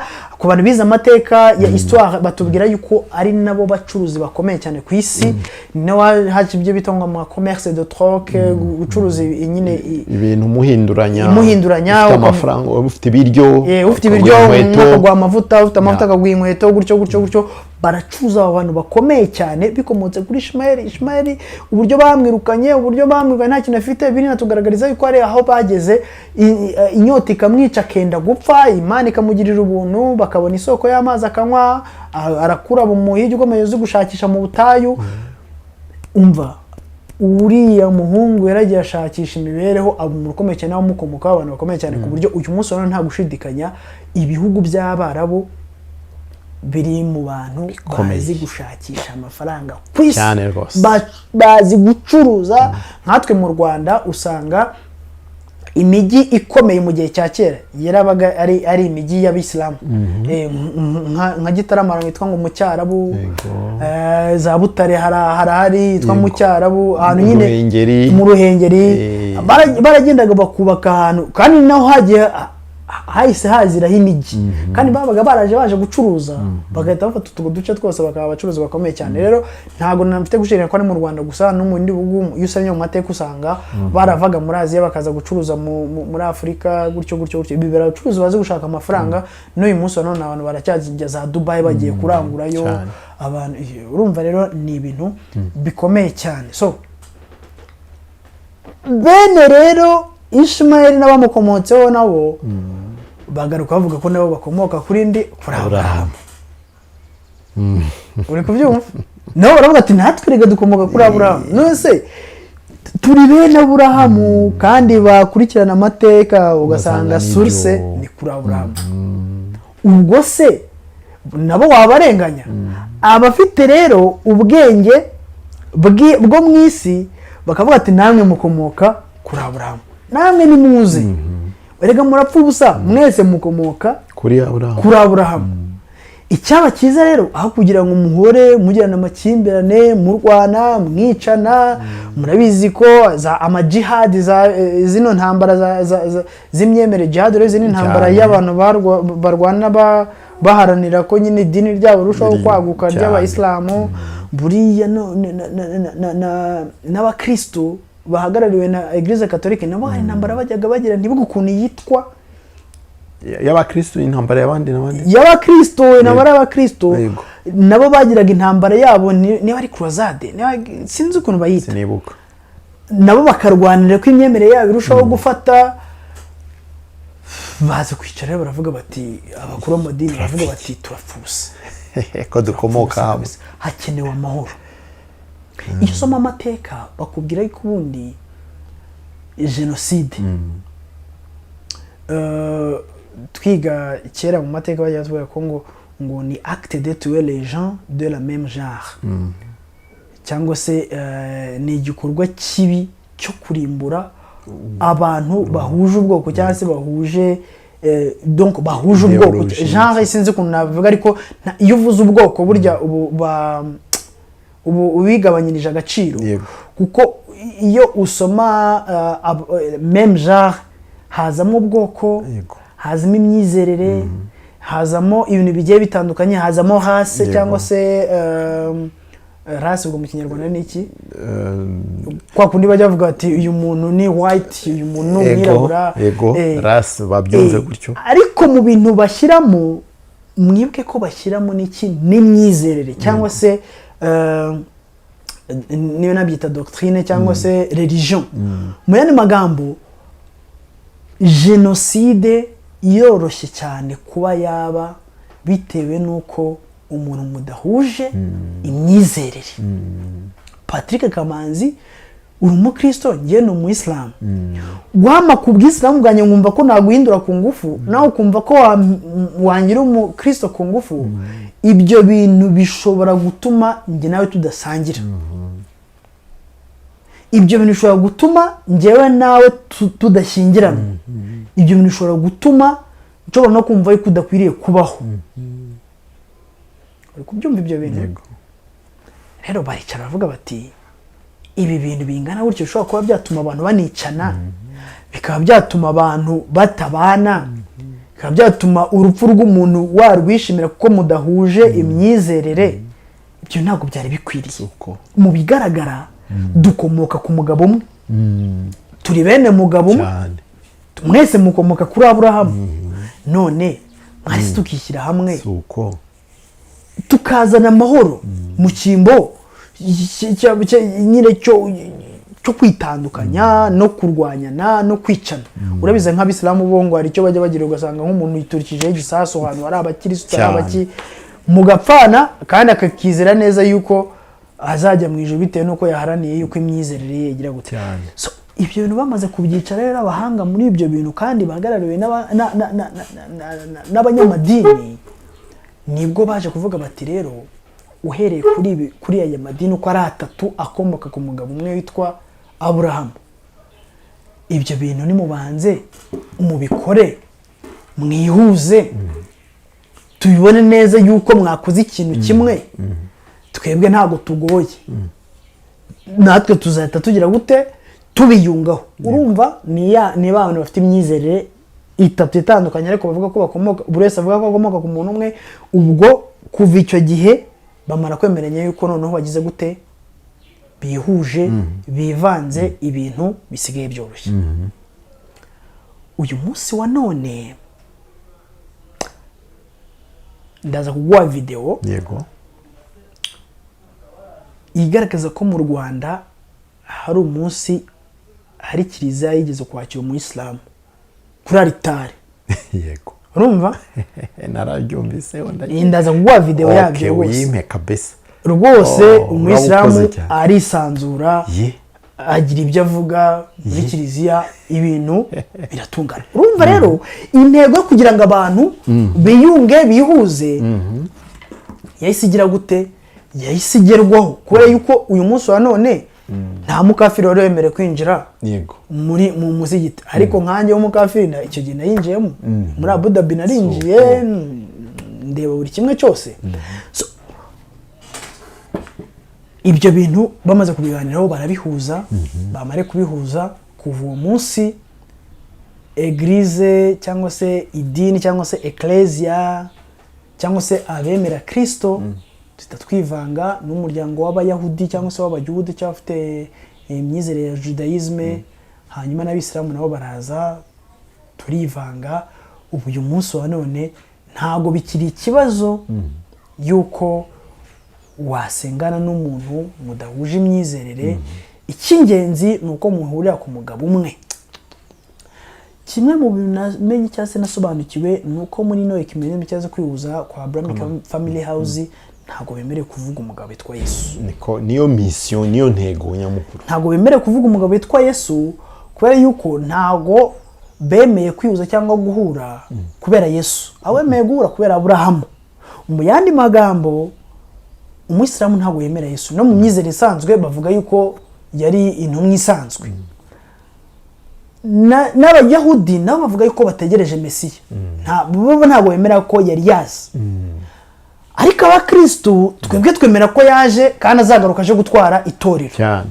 Ariko bamaze kubyemeranyaho bavuga yuko ubwo bavuze yuko Yesu Kristo abashyizwe ku ruhande nta n'umwe biri buze kubangamira, kubera yuko nidusenga mu izina ry'Imana twese nta kintu biraza kuba bigize gute, biraza kuba bidutwaye. Imana dusenga ni imwe, hanyuma kandi tukamenya yuko aho dukomoka ari hamwe. Ngiyi intego yabo, ari nayo mpamvu nkuko natanye mbivuga muri rwa rusengero ruri muri Abrahamic Family House na cya gishushanyo cya Yesu nta kirimo, ahubwo harimo igishushanyo cya Mariya. Tekereza. Nana wakombye kuba umusaraba uriho cya gishushanyo cya Yesu, nkuko muri za kiliziya mujye mubihabona hariho umusaraba gusa. So bamara kubihuza gutyo rero. Tuvuye aho ngaho nyine ubwo nabi ibyo byose nabivugiye kuri ahandi batanze ibuye ry'ifatizo. Hari icyumba winjiramo noneho kirimo uburyo bugaragaza ko noneho bamaze kwivanga, ari naho ubonera amashusho y'Abayisilamu n'Abayahudi n'Abakristo baba bari gusengera ahantu hamwe, bakakwereka byose ukuntu bigenda hamwe ahantu hamwe. Icyo ni icyumba kiri iruhande, ntago kiri muri bya byumba bitatu, ntago kiri muri za nsengero eshatu, n'ahandi hirya winjira. Ni icyumba kijimye ariko kiba kirimo amashusho ariko ikintu utamenya ukuntu gikoze. Hanyuma bakakwereka uburyo Abisilamu, Abayahudi, yego, Abakristo n'ibiki basengera ahantu hamwe. Hanyuma hakaba ikindi cyumba nacyo kijimye kirimo udusanduku tumeze gutya, udusanduku nyine turiya dusanduka twisezerano cyangwa tumeze ukundi, ikoze mu isanduku nk'uko ino meza imeze, isanduku isanzwe, ariko munsi hakamo udutara utazi ukuntu twaka, ariko udusanduku tukaba duhagaze gutya ari tubiri. Hanyuma hakurya hakaba hariho projecteur yerekana nyine imyizerere, tuvuge niba ari Abakristo umusaraba uza ukamurika hagati y'utwo dusanduku tubiri. Yego. Sibyo? Hirya ku Bayisilamu hakaba udusanduku tubiri ariko hakaza agashushanyo ka nyine ka kiriya kirango cy'ukwezi kamana kakamurika muri twa dusanduku tubiri, no ku Bayahudi nuko nguko. Ibyo bintu byarancanze ntabwo namaze umwanya muri nabonye biteye ubwoba. Tekereza. Mpita nkomeza hirya. Iyo ukomeje hirya mu kindi cyumba ubona harimo amabuji menshi arimo araka, ariko ukabona ntabwo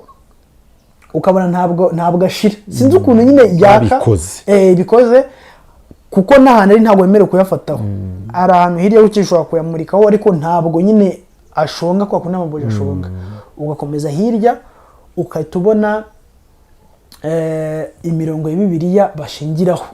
Umurongo muri Tora wa Islamu wa Gikristo ngo bahurizaho bose hamwe. Uri kumva? Ugakomeza hirya naho, ariko ubwo ngubwo nabaga mbikora nitsimbatsimba. Ugakomeza hirya naho ukabona ibindi bintu biba bifite amajwi utamenya ukuntu bimeze. Hanyuma uhereye aho ngaho rero ahandi mbere yuko winjiramo bakubuza kugira ikintu kimufatana no kuri telefone cyangwa ikintu cyari cyo cyose. Ukagenda ukareba n'ahantu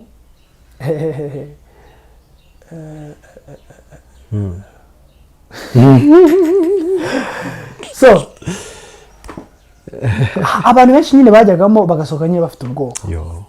Ngewe rero ntabwo nigeze mpamara umwanya munini, nahise nsohoka. Ukimara gusohoka haba hari abantu babiri, icyo gihe bambonye mfite telefone bahita bayinkuzaho ku kanya, bituma nyine ntabasha no guhita ninjiramo. Ndakomeza ndasohoka. Hanyuma urimo usohoka mu muryango wo gusohokeramo, nahabonye abantu nyine bubona nyine b'Abarabu, nyine bona ko nyine bari mu idini ya Islam bakomeye cyane, bafite ahantu barimo barinjira ari benshi, ariko nta wundi muntu uri kwinjiramo. N'abantu baje kuvisita aho hantu batemerewe kwinjiramo, ubona ko ari abantu nyine bakoreramo aho hantu, ariko ubona yuko bafite ibindi bintu bidasanzwe bakora, ataravuga ngo nyine bakora mu buryo nyine bwo kwakira abantu bahacuya, bafite indi mihango bahakorera. Umva ibyo nta mpamvu yo kwirirwa unabitekerezaho nanabaza byinshi. Nahise nsubira inyuma nzamukira hane nasohokeye, mba ndasohotse. Mu magambo make rero urwo urugendo rwanjye ndo magerageje gusobanura byose uko nabonye bimeze. Ariko hejuru nibagiwe kukavugaho, hejuru hari ubusitani buri hirya nabwo bukoze mu buryo bwa triangle, bavuga yuko nyine hari akarango kavuga ngo welcome all, nuvuga ngo umuntu wese muri triangle nyine iriya yawe y'abafamaso aho icyo wizera icyo ari cyose wemere kuza aho ngaho. Hateguye udutebe two kwicaramo tumeze neza, hano hari akantu zari akajaride keza cyane ushobora kuza ukicara ukaruhuka ukabumedita ku Mana yawe, mbese uhaye ukaze. Hanyuma aho ngaho ntabwo nahatinze ko hari hanafunze, tuhita dusohoka ngahe nguko. Amen. Imana ihabwa icyubahiro kabisa rwose. Turimo kugana ku musozo, n'ukuri ni ikintu gikomeye cyane, kandi abakurikira ubu butumwa ndamye ndashidikanya ko iyo urebye n'amakomantere yabaye kuri biriya biganiro yagiye ukora, urabona ko abantu bagiye basobanukirwa. Noneho hari abavugaga ngo barabyumvaga, abandi bashidikanya, ariko ubu ngubu barabona ukuri kose kuko warahageze, urerekana buri kimwe cyose. Ni ukuri Imana ihabwa icyubahiro. Gusa tuributsa abantu bakurikira ubutumwa ko umugambi wo guhuza abantu ngo babe bose bakomoka kuri Aburahamu nkuko wabivuze, mission imwe ni ugukura Yesu mu myizerere y'abantu, kandi amaherezo akazaba kubashikiriza mu maboko ya Satani, kuko ibihe tugiye kwinjiramo, kuko iyi si yateguye 2030 hagomba kuba ibintu byose bibaye kimwe, government imwe, ifaranga rimwe, irangamuntu imwe, idini rimwe, ni ukuvuga ko byose bizaba biri mu ntuza imwe. Iyo dini rimwe rizaba ari idini rizayoborwa n'umuhanuzi w'ibinyoma na Antichrist nyine, bien sûr niwe uzaba uri umukuru w'isi yose muri icyo gihe, kandi ari we Imana izamanuka. Yesu azaza gukuraho ubutegetsi bwubatswe n'abantu, hajyeho ubutegetsi bw'umwami Yesu butazashira iteka ryose. So Imana iguha umugisha mwinshi cyane, wakoze kudusubiza ibi bintu.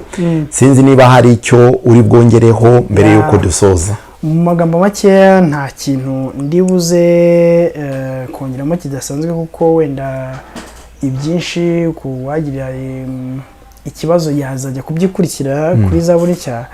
Ariko icyo nashaka kwibutsa abantu nuko Satani afite ubuhenzi bw'ubwenge bwinshi cyane, mu buryo bw'ubwenge bwinshi cyane, ku buryo udashobora kudekuvura umugambi afite.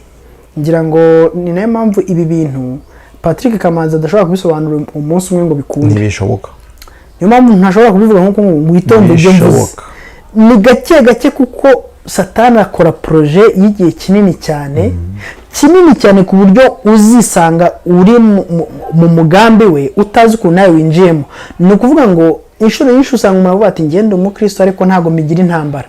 Uko kutabigira intambara rero niko gutuma utamenya neza kuri mu butware bwa Satani, kandi Imana yaratanze uburyo bwo kuba mu Mana. Yesu yaravuze muri Yohana ibice 14 umurongo wa 6, aravuga ngo ninjye nzira, ukuri n'ubugingo, nta ujya kwa Data nta mujyanye. Ntibibaho. Uri kubyumva? Niba avuze ko nta ujya kwa Data atamujyanye, ni ukuvuga ngo umuntu wese wakubwira ko ari kukujyana ku Mana yexcludinze Yesu cyangwa yakuyemo Yesu, biravuze ngo kukujyana ku Mana ko arimo arakujyana ku Mana pe, ni iby'ijana ku ijana.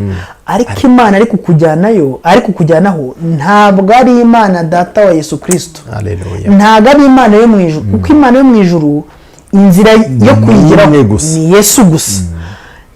Kandi twibutsa abantu yuko hariho Imana nyinshi, hariho Imana nyinshi, hakabaho n'imyuka myinshi nk'uko wagiye ubitubwira.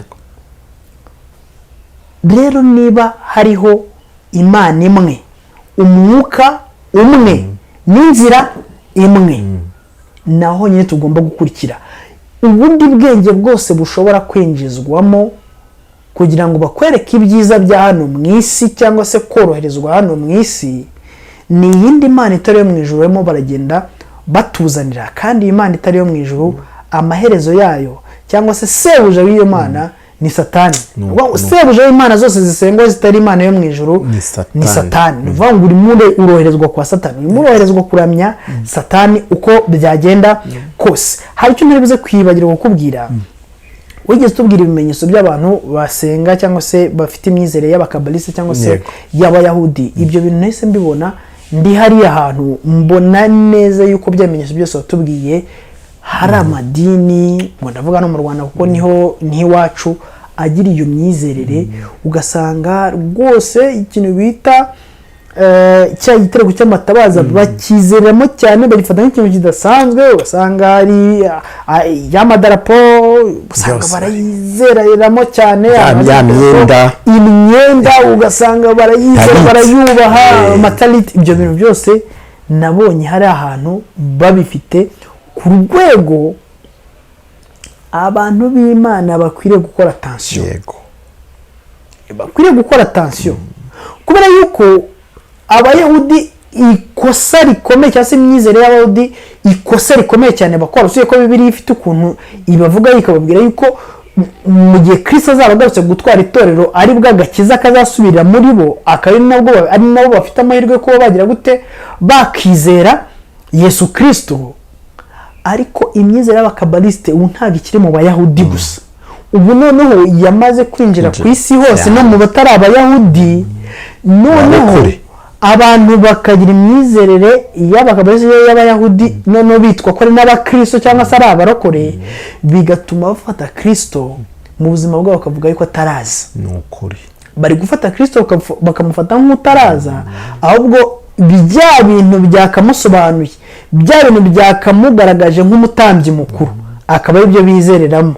Sibyo bya bintu byakamufashe nk'iyo sanduku y'isezerano, bifite icyo bisobanura kandi byose byari bikuye muri Kristo. Bakongera bagafata Kristo nk'uwahagize gute, nk'ahataraza, ariho bategereje Mesiya, kandi Mesiya yaramaze kuza. Mu yandi magambo, ufite ukuntu urimo urarwanya Imana mu buryo wenda ushobora kubuzi cyangwa utazi, cyangwa se ukuyoboye ashobora kubazi wowe utazi, afite ahantu ashobora kuba arimo arakujyana wowe utazi. Ikintu ukwiriye kumenya cyangwa ukwiriye gusobanukirwa, nyaboneka umva ubutumwa bwiza, usobanukirwe neza ibyo urimo, imyizerere urimo, abo wakurikiye, hanyuma wongere ugaruke ku isoko.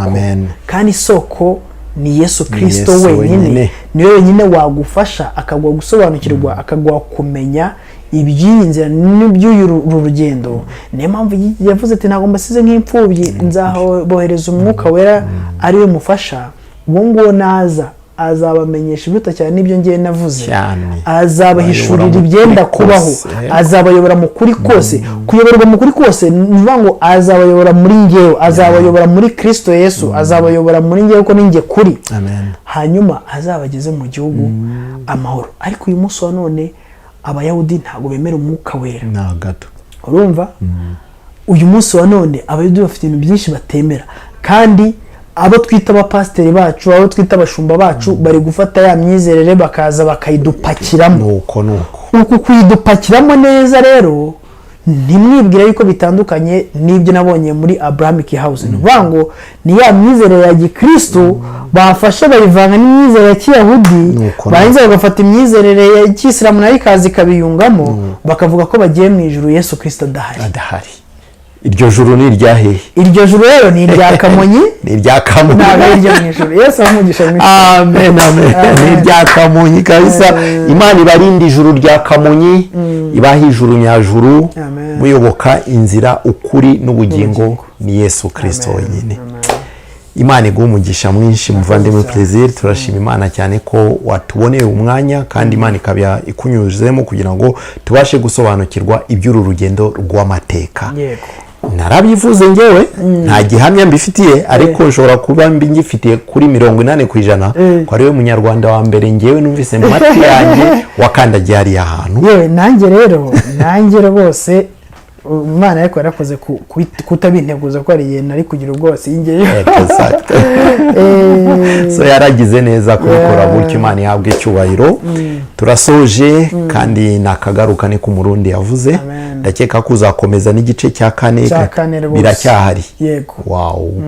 Twabwiye abantu mu gice cya kabiri, wihangane guca mu ijambo, twabwiye abantu mu gice cya kabiri uburyo hari imyizerere yaje gusenga ibigirwamana, bavuga ko bari gusenga Imana, ariko mbwira abantu uburyo Satani ari umuhanga cyane ku rwego ashobora gufata ikigirwamana akavuga ati niba wanze kundamiriza muri iki gishushanyo, reka iki gishushanyo ngihindure Yesu. None basi usengere Yesu muri iki gishushanyo. Umva ubwo buhanga Satani akora bukomeye. Bisobanura yuko Satani ashobora kutagufatisha mu buryo buri direct, ariko akagufatisha mu buryo buri indirect. Urumva ushobora kuba wizera Yesu Kristo ukamwizera neza rwose nta kibazo, ariko bakuzana isanduku y'isezerano nayo ikagushitura, ukavuga uti Yesu urakoze cyane kunzana ino sanduku y'isezerano. Ukizera Yesu Kristo muri ya sanduku y'isezerano, mu yandi magambo Yesu uramutaye, ushyikiriye Satani mu buryo bumworoheye, kandi ukamushyikira mu buryo nawe ubwawe utazimo, wamusenzemo ariko wamukuzaniye we azi icyo arimo arakora. Twababwiye rero uburyo ibintu byo gusenga ibigirwamana byaje, ugasanga umuntu yizeye Yesu Kristo uteruye intama, urumva, kandi mu yandi magambo hakaba hari igishushanyo Abaromani kera basengaga cyitwaga Hermes. Icyo gishushanyo cyitwa Hermes bavugaga yuko cyabaga giteruye intama, cyari imana basengaga, ariko igishushanyo cyayo kikaba yari igishushanyo cy'umuntu uteruye intama muri ubu buryo. Noneho Abaromani baje imyizerere ya gipagani, imyizerere ya gipagani muri Roma imaze kwivanga n'imyizerere ya Gikristo muri kiriya gihe, bafata Yesu Kristo abare bahindura cya gishushanyo ateruye intama, urumva, Yesu Kristo ateruye intama, barangije bavuga yuko noneho abazaga bapfukamira ikigirwamana cyitwa Hermes bagisaba ibyo bagisaba, noneho imyumvire nyine yo kwivanga kwa gipagani na Gikristo bakaza baza gupfukamira cya kigirwamana, bavuga yuko bapfukamiye Yesu Kristo nk'umushumba mwiza. Ya ntama irasobanura umukristo, Yesu Kristo ni umushumba mwiza uragira intama ze kandi ntazizimize. Bakajya baza bakikubitira imbere bavuga ati Yesu Kristo turakwizera, bakagira n'ibyo bayisaba. Ubwo ni Satani wabikoze mu bwenge buhanitse, upfukamye azi ko ari gusenga Yesu, ariko arimo asenga Satani nk'igishushanyo gisengwa. Imana yitaye ku ruhande, Yesu Kristo ntawe uhari. Imyizerere ya gipagani yinjira mu idini, gutyo abantu bagasigara basenga ibigirwamana mu izina ry'Imana yo mu ijuru. Ndagira ngo abantu rero ngo bakanguke cyane, bakanguke. Nibakubwira ngo va muri Babuloni, hunga Babuloni, babyumve, abantu babyumve. Nituvuga ngo idini ni bibi, abantu babyumve. Ntabwo biragoye cyane kuvuga abantu bakabyumva. Wenda amadini mu Rwanda ariko ni meza, ayo muri Ghana niyo mabi, ariko idini muri rusange ni mabi. Abantu nibahunge Babuloni, ube mu idini ariko utari umunyedini, nubirashe ube mu idini ariko utari umunyedini, ukurikire Yesu Kristo ariwe banze ryo kwizera. Ibindi byose bishobora kuza bikubwira uburyo ushobora kugera kuri Yesu, ubikire ku ruhande, kubera yuko Satani arimo arakora, yashyizemo imbaraga zose zishoboka, yamaze kugera mu itorero yaryicayemo neza 100%. Ataza kwereka ya video, hanyuma kuba yaramaze kugera mu idini akaryicaramo neza. Rero niyo handi Bibiliya tubwira ngo yayobya, yabasha kuyobya n'intore niba bishoboka. Niba umuntu ashobora kuba padiri wo hejuru, cyangwa se akaba umushumba aposo wo hejuru, cyangwa akaba pasiteri wo hejuru, cyangwa akaba umuhanuzi wo hejuru, afite izindi imbaraga akoreramo, urumva nta hantu Satani atageze. Niyo mpamvu dukwiriye kuba maso, tugasenga, tukinginga Imana, tukajya mu byanditswe byera, tugashakisha Imana nta kintu kimwe dushingiye ko Kristo arari kugira ngo atuyobore inzira. Imana iho umugisha mwinshi. Amen. Yesu aguha umugisha cyane kubakurikiye ku bintu bijyanye n'amadini rwose. Ngewe sinjya ntinya kubivuga. Ngewe Kamanzi Patrick vuga ko mu Rwanda, Burundi, Uganda, Kenya, muri aka gace hari ikiganiro nigeze gukora nerekana impuza ama-umbrella, imitaka iri mu bihugu bitandukanye, si mu Rwanda gusa, mu bihugu bitandukanye, kandi byose bituruka ibukuru hejuru yo ngaho mu cyicaro gikuru cy'idini rimwe nyine. Idini cyangwa itorero ryose riri muri iyo mitaka ntago rikiri ry'Imana. Ibyo ngiye mbivuga nka Kamanzi nkurikize n'ubucukumbuzi nakoze byose, rikiri ry'Imana.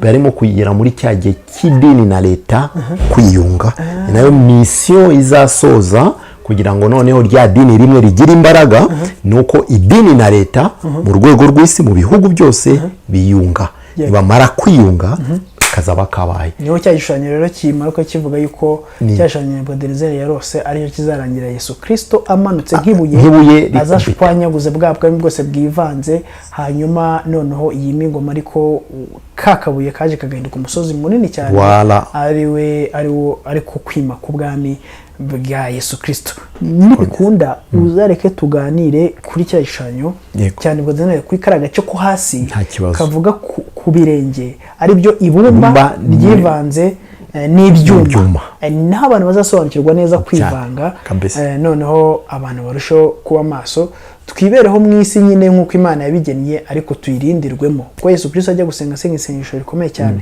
aravuga ngo ntabwo mbasabye ngo bakure mu isi, ahubwo yibanyirindiremo.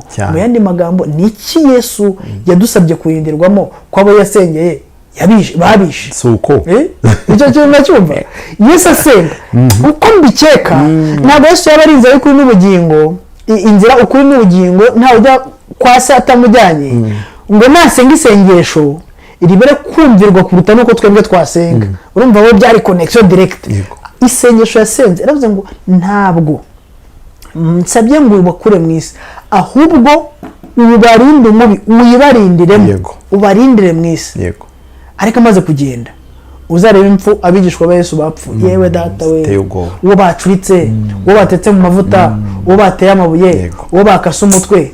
None se iryo sengesho Yesu avuze ryo kuyarindiramo kwari kubarinda kugirirwa nabi, cyangwa hari ikindi kintu yarimo asaba Imana ngibarinde? Icyo kintu rero nicyo dukwiriye gusaba Imana kabisa. Icyo kintu tugisaba Imana, kubera yuko ugiye kureba wasanga isengesho Yesu yasenze hari abantu benshi ritarageraho, kubera ko icyo Yesu Kristo yasenze asaba ko Imana iturinda, benshi bashobora kuba uyu munsi bakirimo kandi bakazarinda bapfa bakikirimo n'ubwami bw'Imana ntitubashe kubona.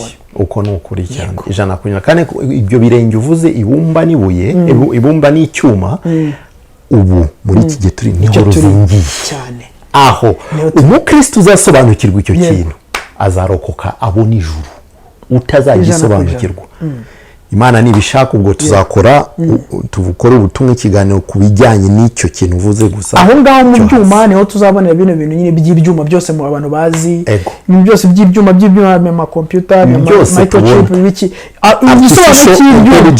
igisobanuro cy'ibyuma, bumve yuko ari cyo kiri kuyobora isi uyu munsi wa none. Ibyuma technology, ubwenge bwa ibyuma, hanyuma nitujya rero no mu ibumba naho tuzasobanukirwa icyari cyo, bumva uburyo ibintu bigiye kwivanga ku rwego umuyobozi w'idini azajya ahagarara avuga ati mwa bantu mwe, nkuko ubutegetsi runaka arimo buratubwira nimuze dukore ibi ngibi, bakiruka. Imana yahabwe cyubahiro. Reka tugusabe usenge usoza. Imana iguhe umugisha. Imana turagushimiye cyane mu izina ry'umwami wacu Yesu Kristo. Yego Yesu, ngushimiye cyane amagambo meza utuganirije kuri ano masaha. Amen. Ubwenge bwa muntu, imbaraga za muntu ntabwo zabasha gusobanura iby'ubwiru bwawe. Yego. Ariko Yesu Kristo adusezeranya umwuka wera, yatubwiye ko uwo mufasha naza, umwuka wera naza azaduhishurira ibihishwe byose. Ntabwo nyine ubwenge bwa muntu bujya bubyemera, niyo mpamvu iyo umuntu avuze ibizaba usanga umuntu utarimo imbaraga z'Imana ahindura abantu abatubuzi, ahindura abantu abayobe, ahindura abantu abanyabwenge buke, ahindura abantu abasazi, ahindura abantu bavuga ati mwabuze ibyo mukora. Kuko umwuka wera nyine ibyo ayishura nyine abishurira abafite umwuka. Niyo mpamvu Bibiliya ivuga yuko umuntu utari mu mwuka w'Imana atabasha kurondora umuntu mu mwuka w'Imana. Nyemera rero mu izina rya Yesu Kristo aya magambo tuganiriye, umwuka w'Imana abe ku bantu bayo, hanyuma umwuka asobanure cyane ibiruta ibyo twe twavuze, hanyuma bituma abantu bahinduka barushaho kuba maso, kuko igihe kiri bugufi. Nyemerera mu mwami Imana ishobora byose iki kiganiro kizagira impact ikomeye cyane ku itorero ryawe, ha muri iki gihe ndetse mu gihe kizaza. Mushimire cyane ko mushe gusenga kwacu mu izina ry'umwami wacu Yesu Kristo. Amen. Amen. Bye bye. Ndaje vuba, nyoro umugeni, ndaje ndaje vuba nyura umugeni